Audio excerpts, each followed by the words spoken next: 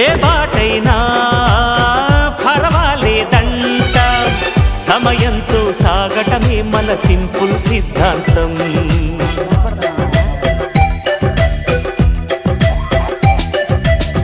చిరుగాలికి పరిమళమిచ్చే సిరిమల్లెల వనమై ఉందాం, గగనాన్ని నేలను కలిపే హరివిల్లుల వంతెన అవుదాం. ఆనందం అంటే అర్థం మనమందా, ప్రతి పూట పాటై సాగే హుషారు సరిగమలో. ఎన్నో ఎన్నో రాగాలుండే సంగీతం కాదా, చల్లకి నవ్వుల కేరింత.